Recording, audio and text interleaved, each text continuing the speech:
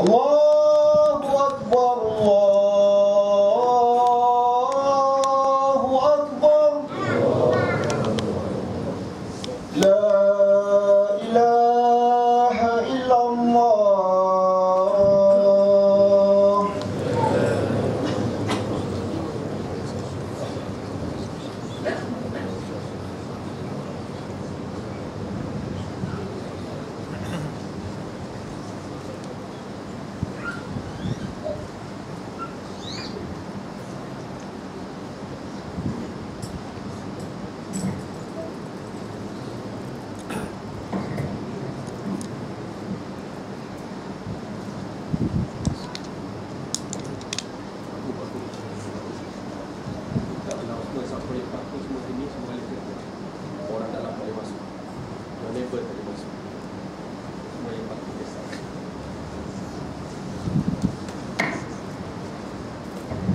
Assalamualaikum. Siapa-siapa yang parking kat tepi ni minta tolong alihkan kereta sebab kebanyakan ni non-Muslim duduk dalam ni, dan dia orang dah jam kat dalam ni, boleh nak masuk. Kalau boleh yang yang jalan kecil ni yang mengalir ke CBD ni, tak tolong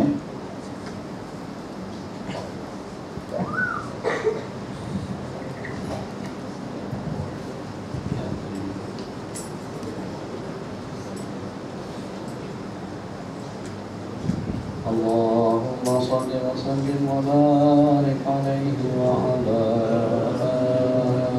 alihi. Jadi semuanya untuk sama-sama bersama dan bersama-sama mengaturkan tamaan dan amal. Tala'al badru alaina min saniyatil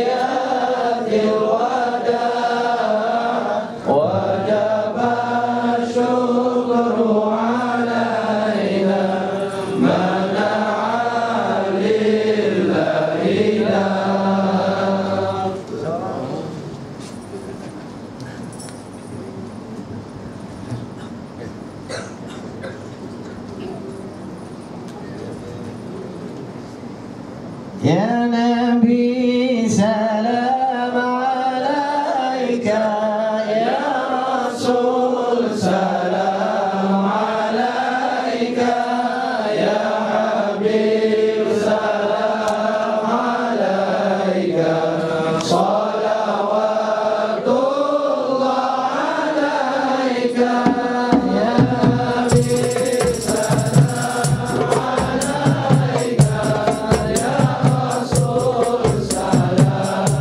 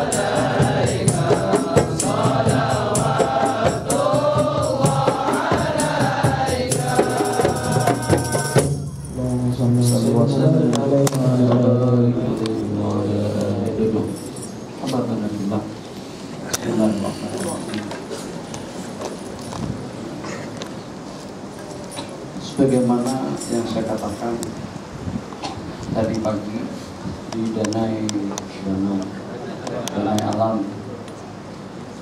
Dari hari ke hari para sahabat Nabi kita di Madinah menantikan, menunggu kehadiran daripada baginda Rasulullah SAW. Yang walaupun pada beberapa hari yang sebelumnya harapan dan keinginan yang mereka harapkan, ternyata insan yang mereka nanti-nantikan itu tidak kunjung datang. Tepat pada hari Senin, saat ketika dengan para sahabat Nabi atau di kalangan kaum Ansar sudah siap siaga untuk menunggu kedatangan dan kehadiran baginda Nabi Sallallahu Alaihi Wasallam, maka pada hari tersebut tidak ada seorang pun yang terkecuali. Tua, muda, besar, kecil, laki, perempuan, tidak ada yang ketinggalan. Dengan kompangnya atau dengan terbangnya, dengan lambananya, masing-masing melantunkan kasidah yang telah kita lantunkan sebelumnya tadi. Tala'al badru alaina min thaniyatil wada' wajaba syukru alaina mada'a lillahi da'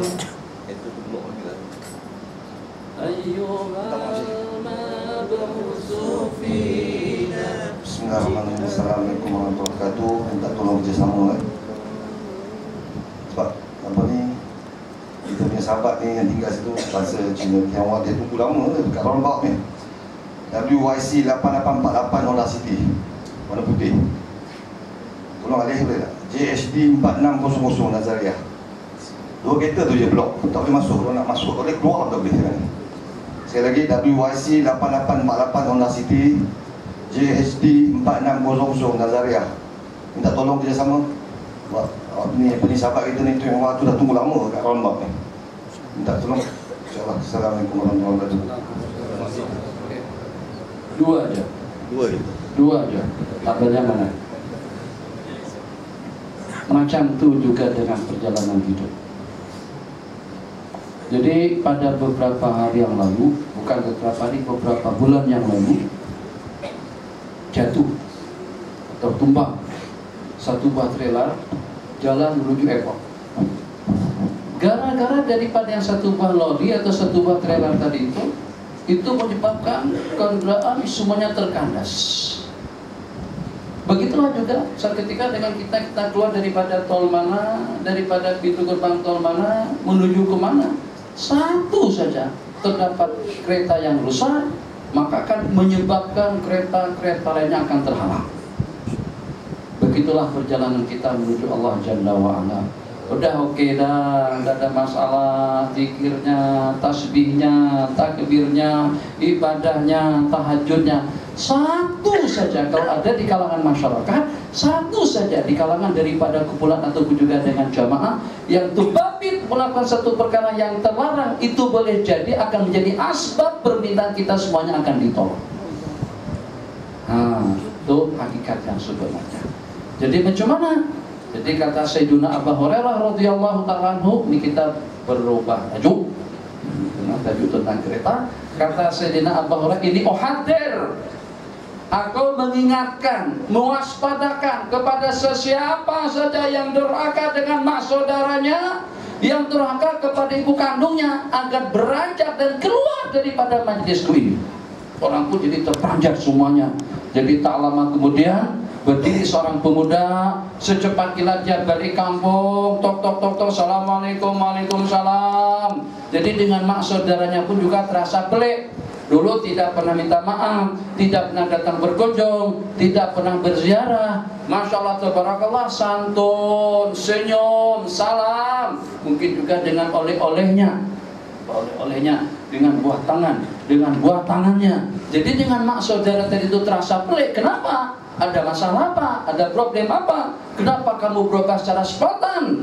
Jadi pada saat itu kata si laki-laki yang berkenaan, sebab tadi Sayyiduna Abu Hurairah radhiyallahu ta'ala anhu telah mengingatkan kepada kami dalam satu majelis, yang durhaka kepada mak saudaranya, yang durhaka kepada kedua ibu bapaknya, yang durhaka kepada orang yang dekat kepadanya, dipersilahkan untuk meninggalkan majlis ini.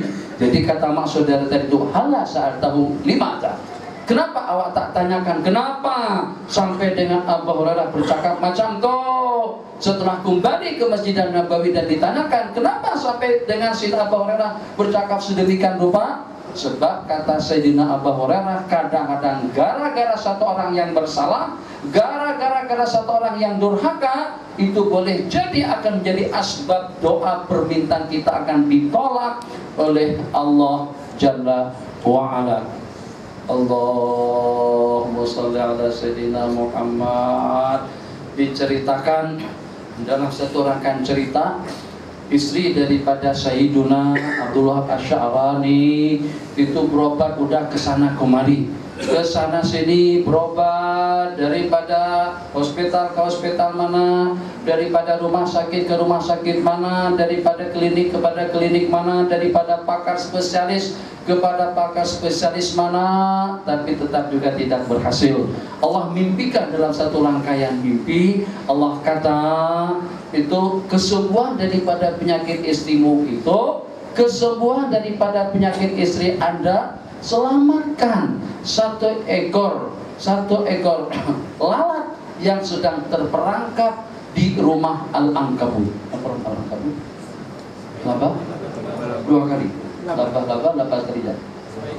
Apa lama tak? Laba 2 kali. Wa inna awhanal buyut labaitul ankabut. Jadi dengan gabut juga turun, tengok. Ternyata tepat pada teras, pas sebut teras bahasa sini, itu dengan beranda rumah, di bawahnya terdapat satu ekor lalat atau binatang yang seumpamanya yang dapat bertahan lama, terperangkap di rumah Al-Ankabut. Begitu dilepaskan daripada problem yang menimpanya tadi itu, Masya Allah, secara spontan istri beliau menjadi segar, bukan itu kuasa daripada Allah Jalla wa'ala. Jadi itu di antara daripada mungkin perkara yang patut saya kongsikan pada malam hari ini, kalau ada majelis ilmu, waktu kita sakit, niatkan hadir ke majelis ilmu itu untuk kesembuhan. Insya Allah kita akan sembuh. Saya punya keyakinan yang kental tentang itu. Kalau melihat hari kita balik dari semua hari Ahad, setelah balik daripada Subang, kawan-kawan hidang nasi buryani, nasi bukhari, ada kambing, ada ayam, Haji Pairus tambah lagi, sedap, sungguh saya makan banyak sekali pada hari itu. Ya paling tidak banyak lah, kalau tak banyak sekalipun banyak lah. Masya Allah, tabarakallah. Tapi selepas selesai makan, perutnya satu keluar sesuai. Perutnya satu keluar. Jadi berjalan macam tu, rasa tak sedap. Perut sudah kenyang, apa lagi? Ada masalah apa? Dan kita tak sakit. Memanglah sebelumnya saya tak tidur. Setelahnya lagi ada program bersambung, tapi alhamdulillah tidak ada apa-apanya. Subuh, oke. Pengajian subuh, oke. Makan nasi, tak jadi makan nasi lemak. Makan mihon subuh harinya. Jadi pada waktu makan siang hari itu, alhamdulillah, kira-kira setelah selesai salat zuhur, saya langsung dengan Abang Hanif menuju Bukit Berontong.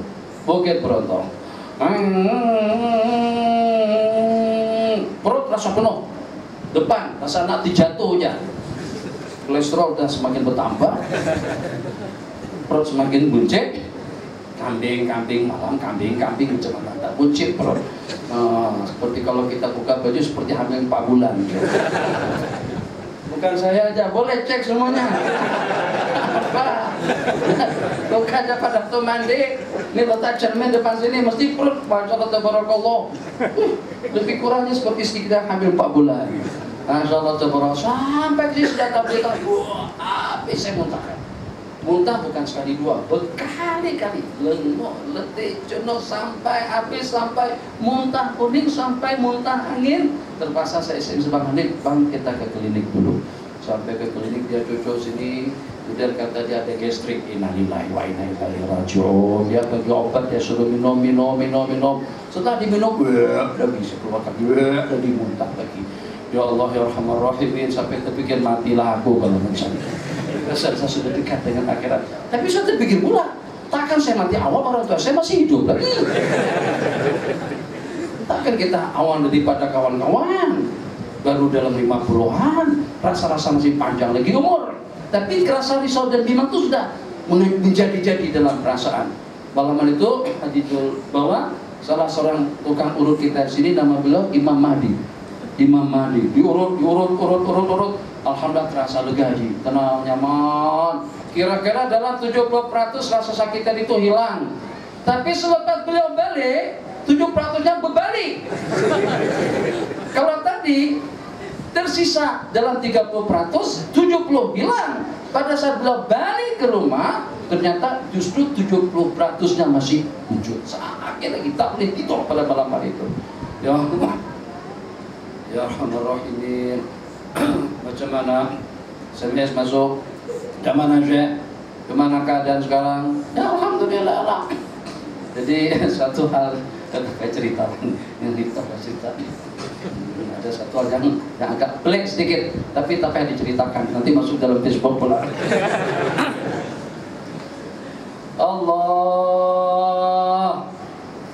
Allahumma shalli ala sayyidina Muhammad. Siang hari itu karena SMS masuk daripada mana-mana, dan juga ada dengan sebagian kawan-kawan yang masukkan dalam Facebook, tersebar luas. Ada yang mengucapkan tahniah, ada yang mengucapkan takziah, ada yang bersimpati. Syekh, kata-katanya semacam itu, Syekh kan guru saya dan juga teman hidup saya. Eloklah kalau seandainya penyakit Tuhan situ teralih kepadaku. Itu satu, dua, macam itu bunyinya. Ada juga yang bunyinya, elok saya sakit sebagai kafarat untuk dosa-dosa Syekh.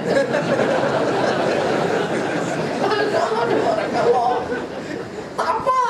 Itu SMS yang masuk. Ada yang mengatakan sebagai kafarat penghapus dosa. Ada juga yang mengatakan kalau seandainya boleh dialihkan kepada aku, biar aku yang sakit.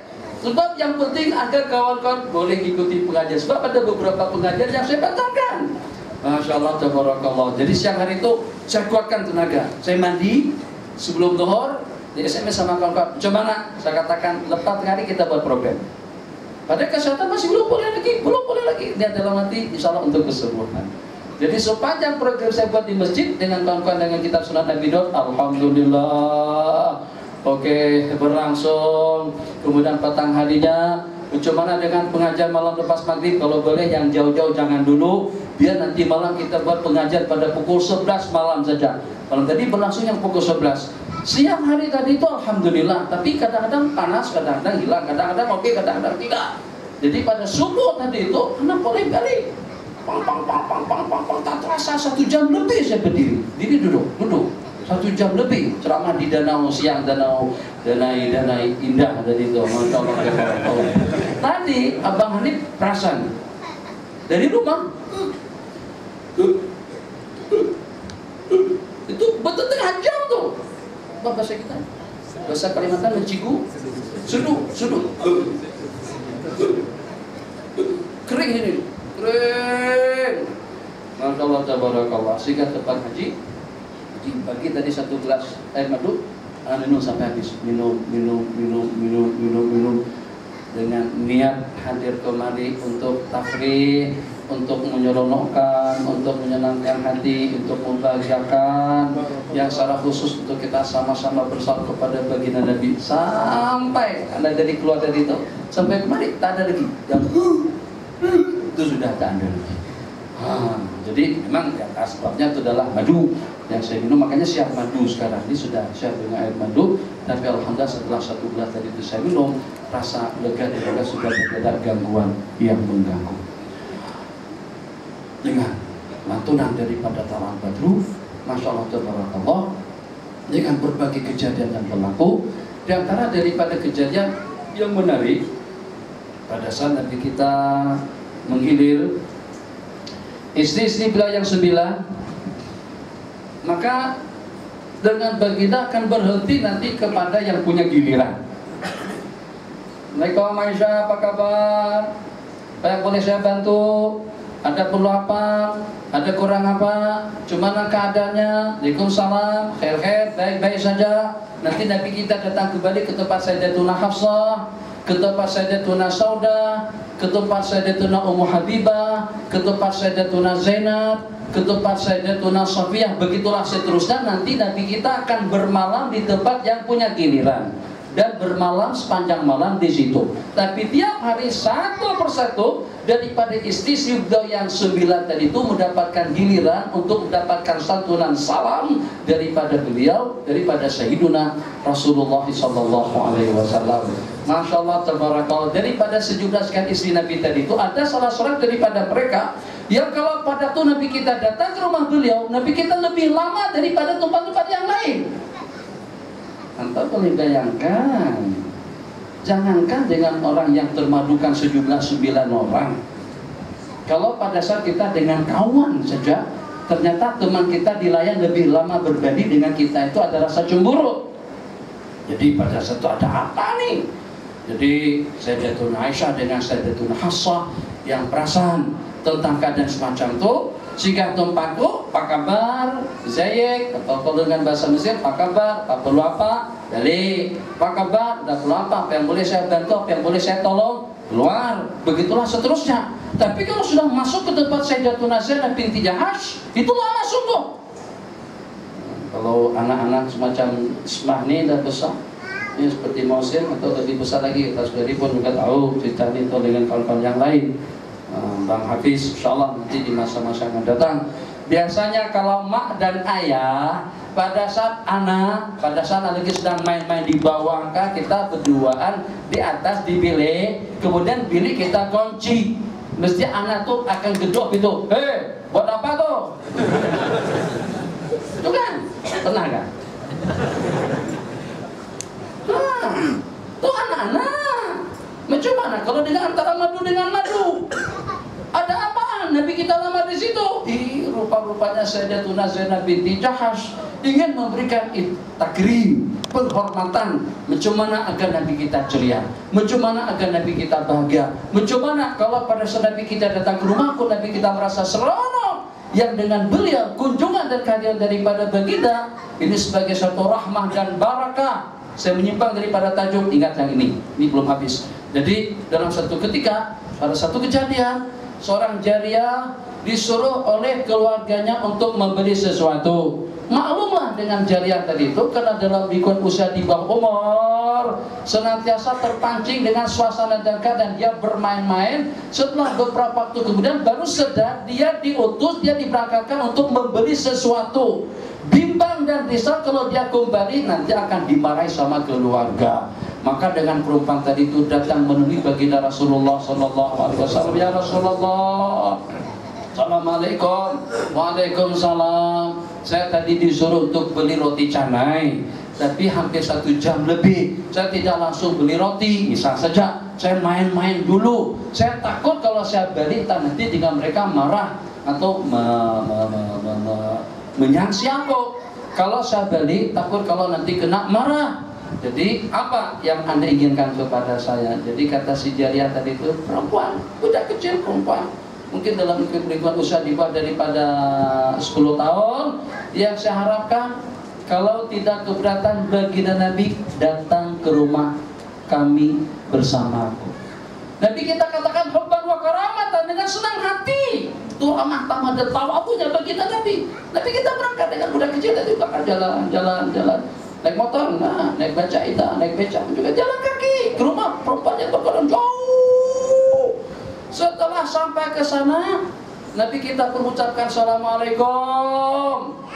Mereka cam suara tadi itu, itulah suara baginda Rasulullah SAW. Jadi kata mereka secara perlahan, Waalaikumsalam warahmatullahi. Nabi kita ulang kembali Assalamualaikum. Kata mereka Waalaikumsalam warahmatullahi. Kata baginda Assalamualaikum. Waalaikumsalam warahmatullahi ta'ala wabarakatuh. Jadi Nabi kita tanyakan kenapa salamku tidak dijawab pada kali pertama. Jadi kata keluarga tadi itu karena kami menginginkan agar curahan rahmah, kesejahteraan, kebahagiaan, keamanan, ketentraman senantiasa menyelubungi kehidupan kami dengan berkat salam daripada Sayyiduna Rasulullah SAW. Jadi kata mereka, ada perlu apa kunjungan kehormatan baginda datang ke rumah kami? Jadi kata baginda ada satu hajat, tolonglah jangan dimarahin si anak ini, tolonglah jangan dimarahi si anak ini. Jadi kata mereka hubban wa karamah, dengan senang hati, bukannya setakat itu saja sebagai satu penghargaan mereka kepada baginda Rasulullah SAW, maka dengan perempuan hamba saya perempuan tadi itu mereka merdekakan. Untuk apa tujuannya? Hamba saya bukan murah, lebih mahal daripada saga, lebih mahal daripada iswara, lebih mahal daripada alza. Kadang-kadang yang harganya sampai ratusan ribu Rm. Lebih-lebih lagi kalau seandainya muda dan cantik. Itu tentang jariah jawari yang dilelong dan yang dijual belikan pada saat itu, demi untuk memberikan keseronokan, kesenangan dan kebahagiaan kepada baginda Nabi. Bahagiakan baginda Nabi, makan minum gunakan tangan kanan. Bahagiakan baginda Nabi, hari Jumat pakai serba putih. Bahagiakan baginda Nabi tuh dengan bulu bulan yang terbiar bertahun-tahun tidak pernah dicukur atau juga tidak pernah dicabut. Kalau tuh bulu ketiak cabut, kalau tuh bulu bulan yang di situ dicukur. Tujuan kita untuk membahagiakan baginda Nabi, beramal dengan amalan sunnah, berarti dengan kita menyanjung dan juga memuji. Beramal dengan amalan sunnah berarti dengan kita menyelonongkan dan menyenangkan baginda Nabi. Jadi dengan cerita yang terkandas tadi itu, untuk apa? Itu satu kebahagiaan kalau Nabi kita datang berkunjung. Ya Allah, tak payah pusing sana pusing sini Tuan Haji. Rasa-rasa seronok tak? Yang walaupun tidak beda politik, Tuan Haji hijau, Datuk Najib biru.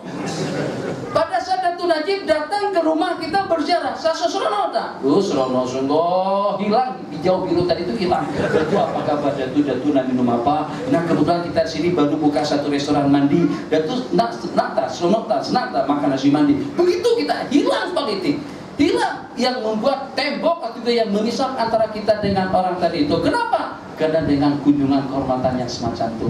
Jadi baginda raikan aku harus raikan Sayyidina Rasulullah SAW. Maka pada saat itu datang ke tempat Sayyidatuna Zainab binti Jahsh, disajikan minuman madu istimewa sekali. Ada cerita ini tidak sesuai untuk orang-orang yang hadir, hanya sesuai untuk orang-orang tertentu saja. Jadi ceritanya Al-Imam Ahmad ibn Abil Huwairah, istri beliau tiap kali menyajikan makanan, si suami tadi itu mencoba agar terpancing untuk makan lebih banyak dan juga untuk makan lebih puas. Jadi kata istri Ibn Abil Huwairah, Ahmad Ibn Abil Huwairah, bang, ini makanan ku sajikan, ku buat, ku rebus, ku masak, ku goreng dengan lantunan zikir tasbih dan takbir, dengan iringan salawat dan salam kepada baginda. Bang, ini makanan yang bervitamin. Bang, ini makanan yang bergizi, bahasa Indonesia. Ini makanan yang akan memberikan tenaga dan kekuatan agar abang boleh lebih kuat lagi nanti dengan pasangan abang yang kedua. Oh, tuh kan, Masya Allah, Barakallah. Ini diralat. Tapi yang ingin kita kongsikan bukan itunya. Istri pertama berkenan nak bagi makanan yang bervitamin, yang bagi tenaga dan kekuatan agar dengan suami boleh melakukan hubungan intim secara lebih harmonis dengan istri yang kedua. Untuk apa? Untuk menyeronokkan. Awas loh, saya bagi ikan asin, ikan kerapu supaya abang tak punya tenaga nanti di situ. Kan beda tak? Itu diantara daripada prinsip dalam agama kita, menyeronokkan dan menyenangkan orang lain. Jadi setelah itu kata Sayyidatuna Aisyah, sah perasaan Nabi kita terus itu lebih lama daripada tumpah kita. Ya betul. Ada apa tuh? Buat apa tuh di situ? Macam ini saja. Kalau pada saat nanti Nabi kita datang ke rumah sesiapa saja daripada kita-kita, katakan saja kenapa mulut Rasul berbau maghafir. Maghafir itu macam minuman yang Nabi kita paling tidak suka. Apa saja lah, katakanlah tadi saya sebut seperti budo lah misalnya. Oh, mulut bau budo nih. Budo kan? Hah? Budo. Budo. Wah, lebih kurang macam itu lah bunyinya. Jadi kena giliran Sayyidatuna Hafsah atau kena giliran Sayyidatuna Aisyah setelah keluar daripada tempat Sayyidatuna Zainab, mulut Rasul bau maghafir. Tapi kita tak, aku tak minum maghafir pun, tak makan maghafir. Kenapa mulut baginda bau macam tu? Nabi kita hanya setakat aku minum madu saja di rumahnya. Nah, maka mereka pun tahu bahwasanya Nabi kita minum madu mendapatkan layanan daripada Sayyidatuna Zainab binti Jahash radhiyallahu taala anha. Tapi demi untuk menyeronokkan istri-istri beliau tadi, demi untuk menyenangkan, membahagiakan Sayyidatuna Aisyah, Sayyidatuna Hafsah, Sayyidatuna Ummu Salamah, Sayyidatuna Saudah, Sayyidatuna Sofiyah, Sayyidatuna Ummu Habibah, dan juga dengan istri-istri baginda lainnya, maka Nabi kita haramkan madu ke atas diri beliau. Jadi tak lama kemudian turun ayat yang berbunyi, Ya ayyuhan nabiyyu lima tuharrimu ma ahallallahu lak tabtaghi mardata azwajik. Wahai Rasul, wahai Nabi, kenapa kamu mengharamkan satu makanan yang telah dihalalkan oleh Allah, yang hanya semata-mata untuk mendapatkan restu dan ridha daripada istri-istri kamu? Sampai Nabi kita mengharamkan jenis minuman yang nyaman dan yang enak diminum dan juga sebagai kesembuhan daripada berbagai jenis penyakit, hanya semata-mata untuk menyeronokkan, untuk menyenangkan istri-istri beliau. Jadi kesimpulan daripada majelis kita pada belakang ini, saya satu kali lagi akan berdiri.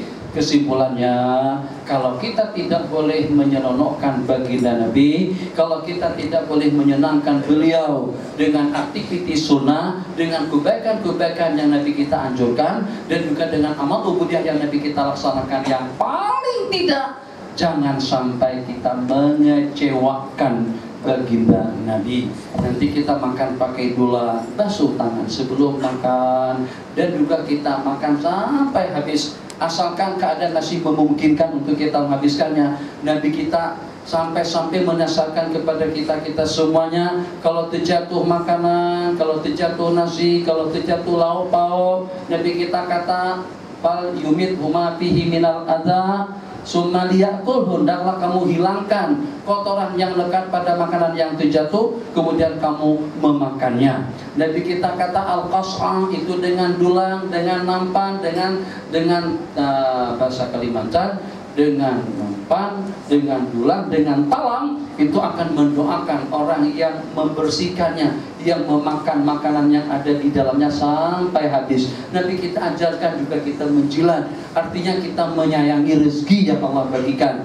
Duit banyak, memang Alhamdulillah itu satu anugerah daripada Allah. Tapi tidak berarti kalau pada saat kita punya duit banyak, makanan belamba, makanan belamba, Alhamdulillah semuanya ada, lengkap, komplit, cukup. Kalau seandainya size perut kita kecil, kalaulah nasi semampu kita untuk memakannya. Jangan kita kalau banyak, yang nantinya makan 2, 3, 4, 5, 6 suap terus kita buang. Itu kadang-kadang orang-orang yang punya jabatan tinggi makannya seperti itu. Nah, itu perkara yang menyayat, yang menyedihkan. Jadi kalau dengan kita mengingat, tadi kami baca di antara daripada perjuangan para sahabat Nabi kita yang bernama Anas ibnu Malik satu, kemudian dengan Anas bin Nadhr. Jadi dengan Anas bin Nadhr itu adalah merupakan pak saudara kepada Sayyidina Anas bin Malik radhiyallahu taala anhu. Beliau merasa sedih dan merasa kecewa sekali karena pada peperangan yang pertama, perang Badar, beliau tidak ikut. Sehingga beliau berjanji di hadapan Allah, kata beliau, kalau pada suatu ketika nanti aku diberikan peluang untuk berperang, aku akan memperlihatkan kepada Allah apa yang akan aku lakukan nanti. Maka pada peperangan tersebut, daripada musuh kepada musuh, daripada tantangan kepada tantangan, daripada cabaran kepada cabaran, sampai terbunuh mati syahid di medan perang, begitu dilihat dihitung daripada kepala sampai ke kaki, jumlah bilangan kesar daripada tombak, panah dan pedang lebih daripada dalam 80 sekian. Jadi dikatakan tak ada satupun yang di belakang. Lam yujad syai'un fi duburi. Maksudnya bukan kena punggung, tidak ada satupun yang di belakang. Mananya memang betul-betul berhadapan dengan musuh. Ini pengorbanan daripada para sahabat. Bukan 1, 2, 3, 4, 5, banyak yang seperti itu. Ada di antara daripada mereka seperti dengan Sayyidina Anas bin Nadar, satu lagi dengan Sayyidina saudara daripada Sayyidina Anas, itu minta diletakkan di ujung mata tombak yang besar sekali pada peristiwa Hadikatul Maut. Peristiwa Hadikatul Maut ini kaum muslimun di zaman Sayyidina Umar Ibn Khattab radhiyallahu ta'ala anhu melawan pasukan Musailimatul Kadzdzab yang mengaku menjadi nabi. Di dalam benteng tersebut terdapat sejumlah tidak kurang daripada 40.000 orang tentara yang lengkap dengan senjatanya. Senang saja mereka di atas, benteng di atas, serangan-serangan daripada manapun yang seperti apapun hebatnya tumbang, terkalahkan. Kenapa? Karena mereka memantaunya daripada atas. Jadi kata Sayyidina Anas bin Nadar tadi itu, kalau macam tuh, coba beberapa orang daripada kalian letakkan aku di ujung mata tombak, lemparkan aku daripada ujung mata tombak. 1, 2, 3. Manusia yang dilemparkan. Manusia masuk ke dalam benteng tadi. Itu kan benteng biasanya pintu gerbangnya macam ini, tutup, ada tali. Kalau nak buka, kuncinya di tali sini. Kalau kita boleh putuskan talinya, pintu gerbang itu akan terbuka. Beliau begitu dilempar dengan al-manjanik, dengan perantaraan tombak yang besar tadi itu dilempar, masuk. Beliau putuskan tadi, kalau kalian sedang mendengar takbir daripada dalam, maka lancarkanlah serangan pada saat itu. Sejumlah tidak kurang daripada 20.000 orang yang terbunuh daripada pasukan Musailimatul Kadzdzab. Dan peristiwa itu disebut dengan Hadikatul Maut, kebun kematian. Kenapa? Sebab para sahabat Nabi kita memainkan pedang, tombak, panah dan lain sebagainya. Manusia sudah terkubur ramai di dalam bentengnya Musailimatul Kadzdzab. Apa yang saya maksud daripada pengorbanan yang seperti itu? Bang, nanti Bang bicara Bang, Allah yahdi. Sepatutnya dimatikan dulu. Mana bagus macam tu. Saya tak cerita benda porno, tak cakap tentang haram, hanya menceritakan tentang sahabat Nabi, tentang orang-orang dahulu yang abang dan kita semuanya tidak senilai dengan bulu kaki mereka. Tahu pengorbanan mereka seperti apa? Lama mana kita duduk di masjid? Lama mana kita boleh bertahajud? Lama mana kita boleh puasa? Lama mana kita boleh melaksanakan kebaikan? Kerdil kita semuanya kalau kita dibandingkan dengan salah satu daripada mereka-mereka yang kita sebut. Belajarlah untuk kita menghormati salafun saleh, sebab perkara semacam itu tidak menyeronokkan dan tidak menyenangkan bagi Nabi yang pada saat orang-orang terdahulu yang mengorbankan segala-galanya dalam hidup ternyata tidak mendapatkan penghargaan dan penghormatan daripada mereka. Hadza wabillahi taufiq wa sallallahu ala sayyidina Muhammad wa ala alihi wa sahbihi wa sallam. Satu lagi.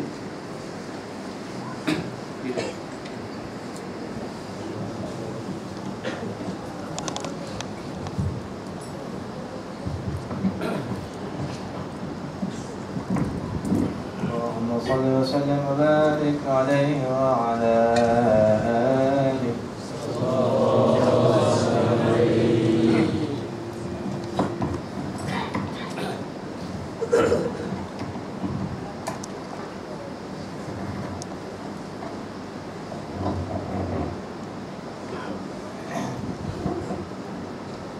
ظهر الدين المؤيد بظهور الهدي أحمد.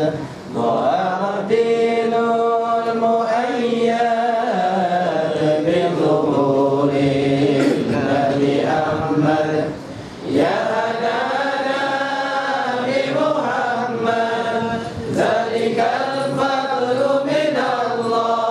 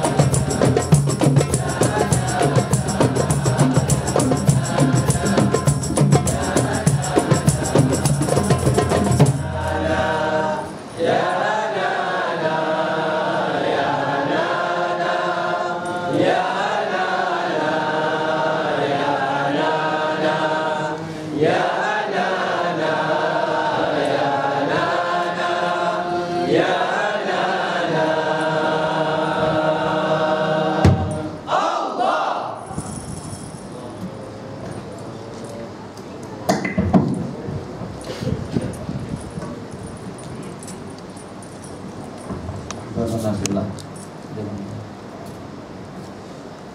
Tentu dengan kita menyadari secara umum tidak ada yang terkecuali, baik dengan saya dan juga dengan tuan-tuan dan kawan-kawan yang hadir.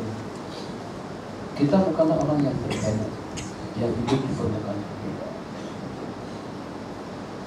Ya walaupun demikian, seketika dengan kita yang kerdil, banyak kesilapan, banyak kesalahan, banyak dosa, bahkan ada dengan sebagian daripada kita yang terbukti dengan perkara-perkara yang terlarang atau dengan perkara-perkara yang terkutuk.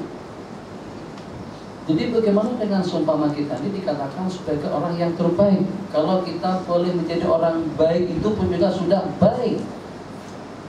Kalau kita tidak boleh menjadi insan yang terbaik, menjadi orang baik itu sudah baik. Tapi ternyata sebagai satu anugerah dan pemberian daripada Allah Jalla wa'ala, bergabung, berkumpul, menyertai kumpulan orang-orang yang baik itu pun kita sudah menjadi orang yang baik. Jangankan dengan seumpama kita yang bertasbih dengan tahlilnya, dengan takbirnya, dengan tahmidnya, dengan salawatnya dan juga dengan ibadahnya. Dengan seumpama anjing saja, kita pernah mendengar cerita itu yang bernama Qitmir, itu hanya menyertai pergerakan daripada kumpulan yang 7 orang yang disebut dengan ahli kahfi. Kemana mereka pergi, dia ikut. Dia tidak ikut berdakwah, dia tidak ikut berceramah, dia tidak ikut beribadah, tidak lebih daripada untuk mengawal saja. Tak lebih daripada mungkin barangkali tugasnya tidak lebih daripada jaga parking kereta agar dengan kereta dapat ditata dengan baik untuk menjaga dan keselesaan kita yang berkumpul di majelis ini. Tidak lebih daripada hanya menemani, menyertai kumpulan ahli khair, berteman dengan orang-orang yang baik. Ternyata dengan anjing tadi itu, nanti pada hari kiamat Nabi kita bersabda di antara daripada binatang yang akan masuk surga bersama. Itu binatang yang berteman dengan orang-orang yang baik. Jadi yang walaupun dengan kita mungkin ramai, bukan ramai, insya Allah pasti kita tak paham maksud daripada ya hanana, ya hanana, ya hanana. Pokoknya kita anggapnya saja lah. Gerak kepala, Allah, itu kita boleh pandai kita ucapkan yang semacam itu. Kalau segi kepahaman kita mungkin kita tidak paham, penghayatan kita mungkin kita tidak dapat menghayati. Jadi bagaimana dengan kita boleh mengamati dan juga memahami. Jangankan dengan bahasa sastra, dengan bahasa Arab pun juga susah atau sulit, tak masalah. Tapi yang secara pasti dengan kita menyertai kumpulan orang-orang yang menyanjung dan juga yang memuji baginda Nabi, baik dengan kita paham ataupun juga tidak paham. Baginda Nabi memahami dengan segala lantunan kata-kata yang kita lantunkan bersama. Kalau dengan seumpama Abu Lahab saja mendapatkan keringanan azab pada tiap hari Senin, pada hari akhirat nanti di dalam neraka jahanam, tersiksa sepanjang minggu. Hari Senin cuti khusus, bukan cuti di dunia saja. Hari Maulid Rasul kita cutinya hanya sekali dalam setahun. Kalau dengan Abu Lahab mendapatkan cuti daripada seksa pada tiap hari Senin, itu kenapa? Karena meluangkan rasa gembira dengan hari kelahiran Sayyiduna Rasulullah SAW.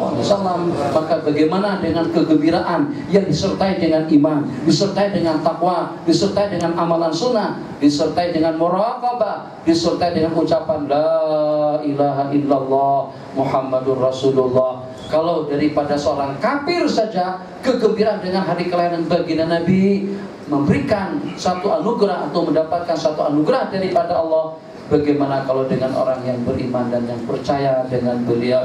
Tentu dan pasti insya Allah dengan luahan mahabbah yang ada pada diri kita masing-masing, itulah satu-satunya harapan kita agar dengan kita terkumpul bersama beliau nanti pada hari kiamat. Secara jujur kita tidak boleh menggantung harapan daripada sembahyang. Sembahyang kita tidak khusyuk. Kita tidak boleh bergantung harapan daripada sedekah. Sedekah kita apakah seperti Sayyidina Abu Bakar yang mampu untuk menyedekahkan semua harta kekayaan? Kita tidak boleh bergantung harapan dengan pengorbanan kita terhadap agama, seperti dengan cerita-cerita yang kita ceritakan sampai luka, mata luka jumlah bilangannya lebih daripada sekian puluh. sampai dikatakan ukuran 2 jari saja tidak ada. Parut yang ada di badan Sayyidina Khalid ibn Walid radhiyallahu ta'ala anhu. Tidak ada kesan bersih pada anggota tubuh beliau.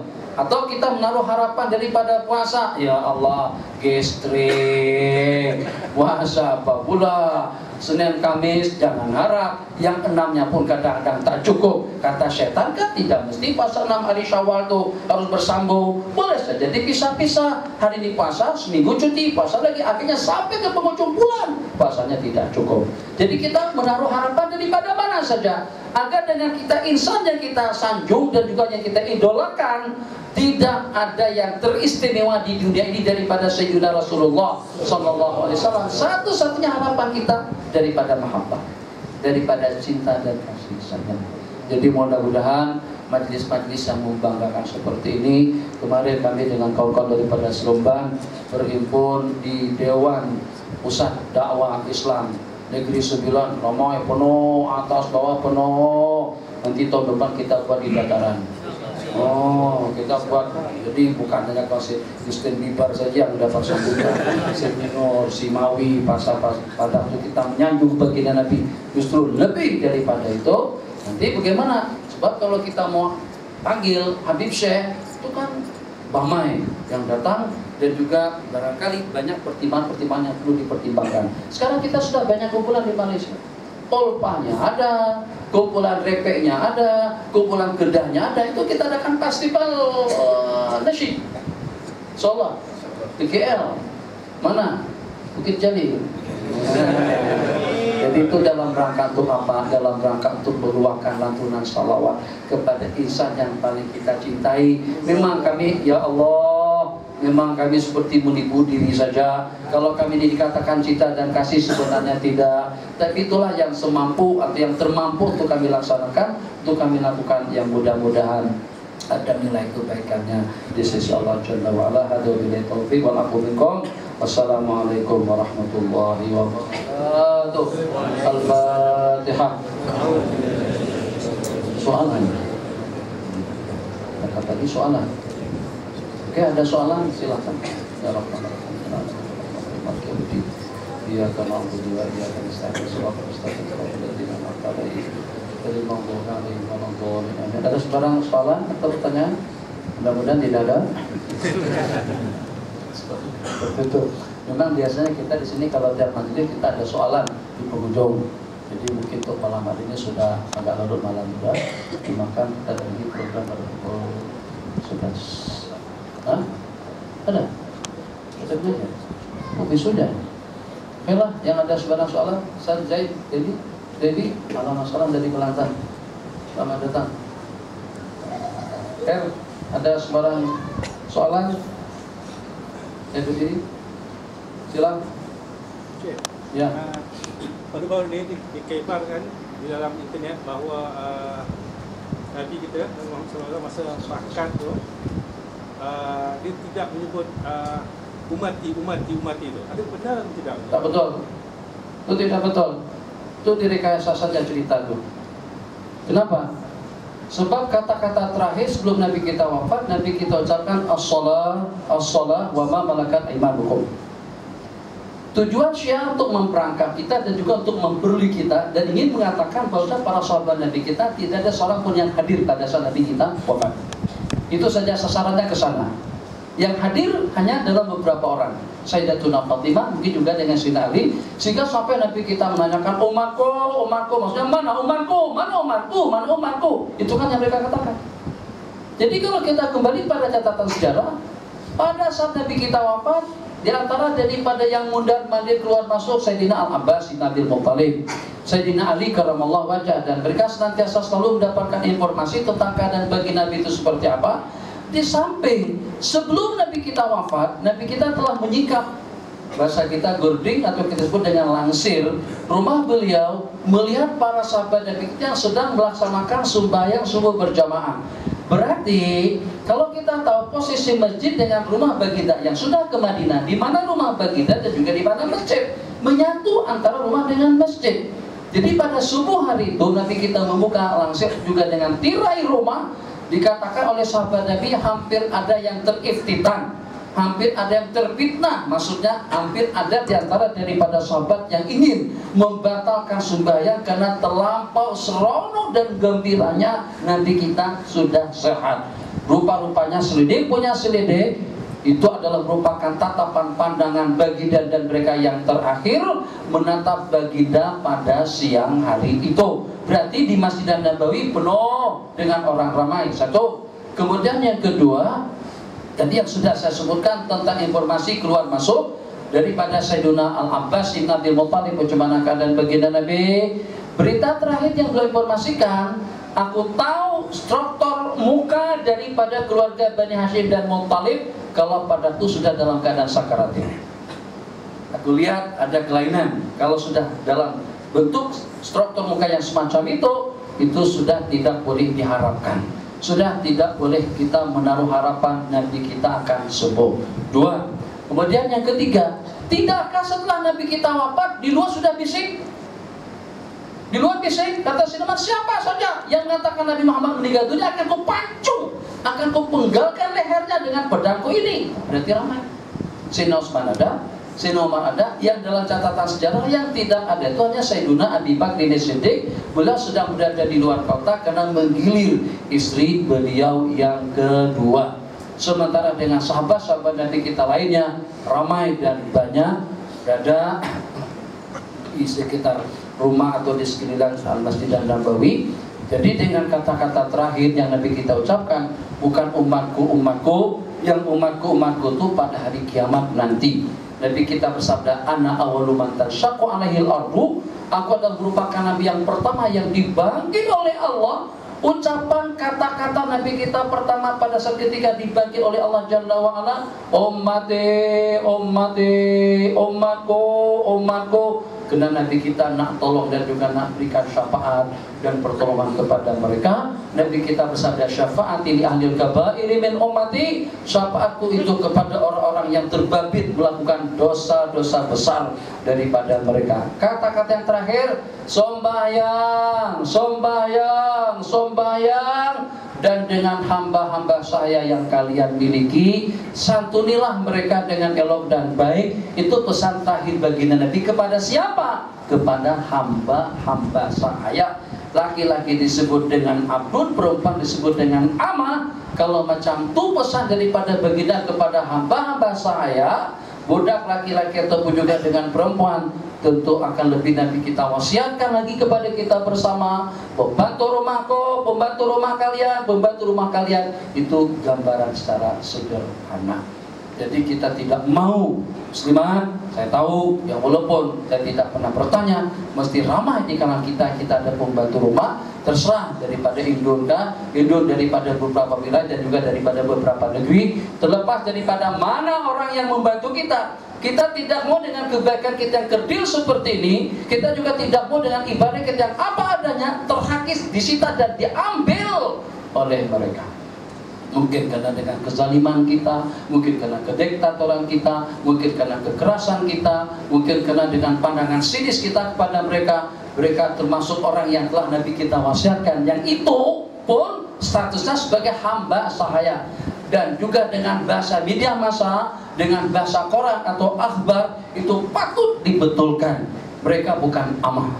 Saya lihat di majalah-majalah dan juga pada tulisan-tulisan yang beredar, mereka itu disebut dengan amah. Amah itu artinya hamba saya perempuan yang kalau pada waktu kita punya, kita boleh menggaulinya seperti kita menggauli istri kita sendiri. Kita boleh bersama, kita boleh melakukan hubungan intim dengan amah tersebut. Sementara dengan mereka-mereka yang membantu di rumah kita, itu tidak mempunyai status yang seperti itu. Jadi kebaikan daripada mereka cukup banyak. Yang jelek-jelek, yang buruk-buruk, tapi yang baik yang saya maksud. Jadi kadang-kadang dengan kebaikan daripada mereka, diantaranya mungkin dengan tunjangan gaji yang tidak seimbang dengan pekerjaan yang mereka lakukan. Khususnya majlis-majlis yang seperti ini, datang sesi keluarga dari kampung, Mak Anjang, Mak Ati, Pak Tam, Pak Ru, Pak Jau, dan juga dengan siapa-siapa semuanya datang ke rumah kita. Tentu sidayan baju yang terkumpul untuk dibasuh sama mereka, penuh, mesin basuh sampai 2, 3, 4 kali, masak pun juga banyak, yang dikemaskan pun juga banyak, yang disidai pun juga banyak, yang diayan pun juga banyak. Nah, kita tidak mau kalau sampai dengan ketidakbijakan kita dalam menyantuni mereka, itu akan menjadi beban kepada kita nanti pada hari kiamat. Hadza wabillahi taufik. Tapi yang secara pasti bukan ummati. Yang lain, Allah Haji, kita berhenti pada pukul 10, insyaallah. Assalamualaikum warahmatullahi wabarakatuh. 12 Rabiul Awal. Ya. 12 Rabiul Awal hari kelahiran baginda Rasulullah. Betul. 12 Rabiul Awal Hari wafat baginda Nabi. 12 Rabiul Awal pun sampai Rasulullah ke Madinah. Bapak ni luas dalam YouTube dipertikaikan oleh yang ceramah, saya tidak tahu sama ada ulama atau ustaz atau Arab, dia mengatakan 12 Rabiul Awal tu bukan hari kelahiran baginda Rasulullah SAW, sehingga akan bagi sahabat-sahabat baginda tidak tahu hari kelahiran baginda, sebab tu mereka tidak sambut. Okey, makasih Tuan Haji. Jadi maknanya kita sebenarnya bukan kita sambut hari kelahiran baginda Rasulullah, tetapi kita sambut hari kewafatan baginda Rasulullah. Okey. Jadi kita katakan sama dulu. Kita katakan sama. Hari Nabi kita lahir dan juga hari Nabi kita wafat. Jadi patutkah dengan kita menyambut 12 Rabiul Awal dengan bersukaria dan juga dengan bergembira, padahal pada waktu yang sama itu adalah hari wafatnya baginda Rasulullah. Tentu suatu hal yang kurang bijak, suatu hal yang kurang sopan. Kalau pada saat mak meninggal, terus dengan kita mengadakan acara hiburan, atau dengan bapak dalam keadaan terlantar, dalam keadaan sakit teruk, sakit tenak, ternyata dengan anak-anak sedang main catur. Itu suatu hal yang kurang asam kalau dengan bahasa kita. Nah, jadi itu macam mana? Jadi kita dalam agama kita memang digalakkan untuk kita bersukaria terhadap sesuatu hal yang menggembirakan. Jadi tadi antara dua keadaan. Kalau dalam urusan takziah, Nabi kita katakan, sahabat Nabi kita juga hampir sepakat, mereka mengatakan berhimpun dan berkumpul meratapi tentang kebaikan daripada si mati itu daripada niyaha, daripada perkara yang diharamkan. Jadi kalau untuk urusan musibah, untuk urusan kematian, cobaan dan ujian, bala dan malapetaka, itu seluknya dengan kita rahasiakan. Seluknya dengan kita sembunyikan. Jangan dimasukkan ke dalam Facebook. Kita rahasiakan cobaan yang menimpa pada diri kita tadi itu sepatutnya. Tapi kalau untuk hal-hal yang menyeronokkan, yang menggembirakan, misalkan saja seperti ucapan tahniah, kalau kepada orang yang sakit atau kepada orang yang meninggal, biasanya takziah, menyabari secara perlahan-lahan, sabar. Nah, mudah-mudahan Allah bagikan ganjaran pahala, mudah-mudahan bersih daripada segala-galanya. Itu pada saat kita menjadi orang yang ditimpa musibah secara senyap-senyap seperti itu. Tapi kalau dengan tahniah, atau juga kalau pada saat kita ucapkan tahniah kepada orang yang baru kawin, atau kepada orang yang mengadakan resepsi pernikahan, itu dengan tahniah kita, bukan setakat dengan tahniah saja. Nabi kita katakan perbedaan antara halal dengan haram, suara dengan kompang. Suara berarti dengan kita melantunkan lagu-lagu yang dibolehkan, kompang untuk mengisytiharkan akad nikah berlangsung di tempat yang berkenan. Kesimpulannya, dalam agama kita memang dituntut untuk bersukaria terhadap hal-hal yang menggembirakan. Jadi bukan kepada perkara-perkara yang sebaliknya. Makanya itu ulama lebih menitik beratkan dengan kita memperingati perayaan Maulidan Rasul pada bulan 12 Rabiul Awal, yang walaupun juga dikatakan, tapi ada riwayat mengatakan hanya harinya pada hari Senin. Tapi secara tepat apakah pada 12 hari bulan, terdapat perbedaan pendapat. Tapi kalau kita katakan juga tepat pada 12 hari bulan pun, tetap dengan kita dianjurkan untuk mensyukuri suatu kenikmatan, bukan dengan kita meratapi suatu musibah dan cobaan yang menimpa. Kata baginda Anas, tidak ada suatu musibah yang paling besar yang menimpa umat daripada kematian baginda Rasulullah sallallahu alaihi wasallam. Kalau bercerita tentang 12 Rabiul Awal, di antara daripada yang memastikannya dengan hari Senin, itu Nabi kita bercakap. Nabi kita bersabda pada saat ketika ditanya tentang puasa pada hari Senin dan Kamis, kenapa puasa pada tiap hari Senin? Nabi kita bersabda, Zalika yaumul wulidtu bihi, sebab itu adalah hari kelahiranku. Kalau seandainya tidak ada surat beranak dan juga tidak ada catatan sipil, Allah boleh bagi tahu kepada baginda bila Nabi kita dilahirkan. Cuma tidak. Tidakkah Nabi kita telah memberitahukan kepada kita tentang perjalanan manusia dari sejak dilahirkan sampai mati, daripada mati sampai ke alam barzakh, dan juga sampai kepada alam kebangkitan, alam hasyar, dan sampai kepada penghujungnya masing-masing surga ataupun juga neraka, wal iyadzubillah. Jadi kita berharap kepada ulama-ulama kita secara khusus dan juga kepada saudara-saudara kita yang tidak sependapat untuk merayakan dan memperingati hari-hari seperti ini. Toleransilah dengan keadaan. Jadi jangan sampai mencumakan keseronokan daripada kita-kita yang merasa bahagia. Kalau mereka katakan lebih patut dengan kita memperingati nuzulul Quran, hari Al-Quran diturunkan, sebab Al-Quran itu sebagai hidayah, itu sebagai petunjuk, itu sebagai ibadah. Betul, tapi tetap tidak betul. Cumana? Dari mana Al-Quran kalau Nabi kita tidak diutus oleh Allah Jalla wa'ala? Tidakkah asbab Al-Quran yang kata salah seorang daripada mereka patut kita memperingati malam nuzulul Quran, bukan hari Maulidan Rasul. Kalau dengan hari Maulidan Rasul tak ada bedanya dengan kelahiran yang bernama Muhammad pada saat itu. Mat Sabu, Mat Kampung, Mat Jitra, Mat Alur Janggus, Mat Alur Malai. Enggak, itu tidak sama. Itu kata-kata yang sangat-sangat tidak patut untuk dilantunkan kalau dengan baginda Nabi hari kelahiran beliau mau disamaratakan dengan orang-orang yang bernama Muhammad pada saat itu. Kenapa? Sebab Muhammad yang dikatakan mak kampung, budak kampung ini sejak sebelum menjadi Nabi dan Rasul itu ternyata setelah mendapatkan tauliah sebagai Nabi dan Rasul. Nabi kita bersabda dalam sebuah hadis, Kuntu nabiyan wa adamu munjadilun bi tinatihi. Aku sudah menjadi Nabi dan Rasul, sedangkan dengan Nabi Allah Adam masih teradul di dalam tanah liat beliau. Boleh tadi katakan budak kampung? Tidak boleh. Tak nak memperingati, tak nak merayakan, tapi jangan memberi, sebab kita juga terbackup dengan berbagai dalil, terbackup dengan kumpulan daripada para ulama hafaz. Tidak kurang alimnya, tidak kurang hebatnya, tidak kurang kesufiannya, tidak kurang kepakihannya, tidak kurang daripada berbagai aspek dan juga disiplin ilmu daripada ulama-ulama kita sekarang, bahkan melebihi daripada kita semuanya, dengan beberapa tulisan dan karangan tentang afdaliyah, keutamaan dan keistimewaan kita memperingati hari-hari yang seperti ini. Cukup, sudah pukul 10. Wassalamualaikum Muhammad. Tak puas hati tak apa. Komplit pun tak ada masalah. Wassalamualaikum Muhammad wa ala alihi wa sahbihi wasallam. Walhamdulillahirabbil alamin.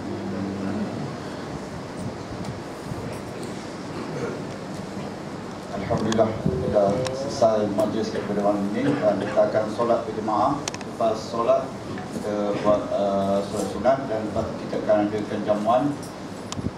InsyaAllah cukup nasi kita. Tengok ni dah berlimpah-limpah orang ni.